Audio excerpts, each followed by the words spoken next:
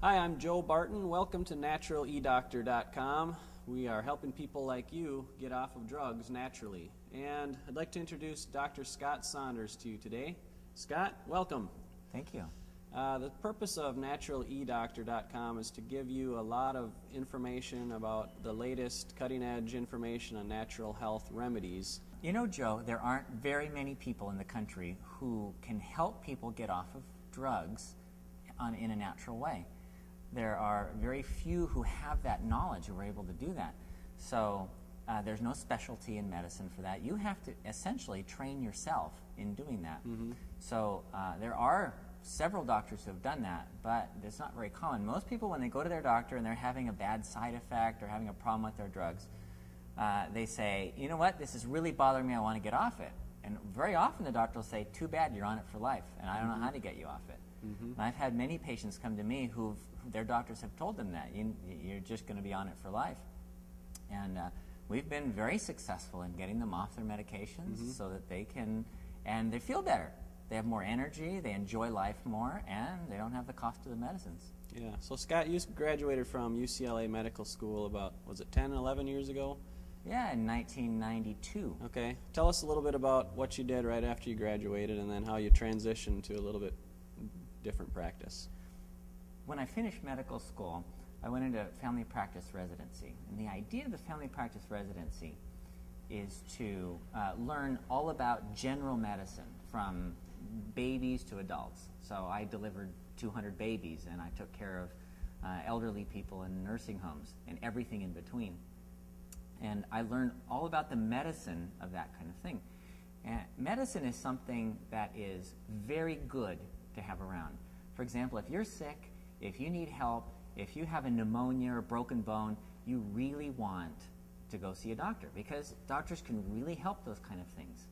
But what I found over time was that the chronic problems, the diabetes and hypertension and heart disease and cholesterol problems became more of an issue because people were having side effects from their medications, and very often the medications didn't work, and they were unable to get off of those and unable to have a good lifestyle because of them. So I started looking for alternatives.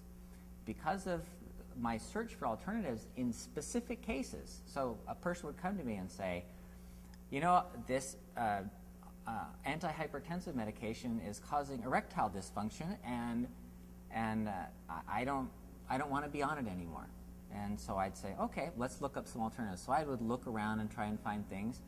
And after successfully getting him off his medications and having a normal blood pressure, it was like, wow, this is great. And I started doing more of that and more of that and more of that.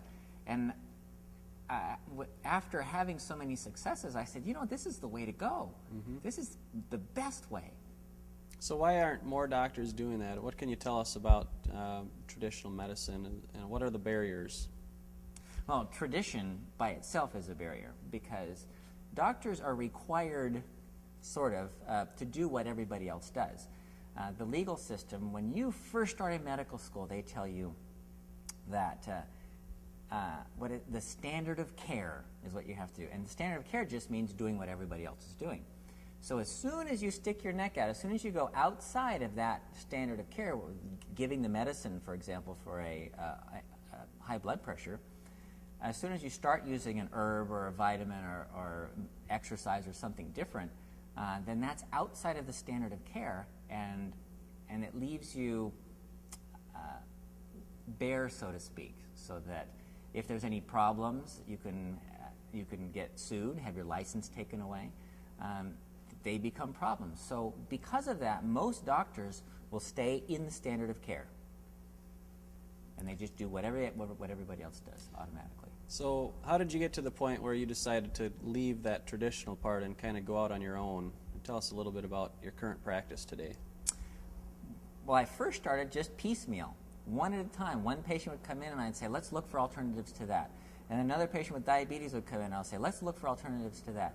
And when I started having success, one man came in, he was from Mexico, and he had diabetes. He didn't know it. He came in and he said, "Doctor, I'm just getting up 5 times every night to pee. I can't even sleep." And I go, I think I know what you have. So I did a couple of tests there in the office, and I go, yeah, sure enough, you have diabetes. Now, there's two ways we can go. Either you can go on the, I can give you medicine.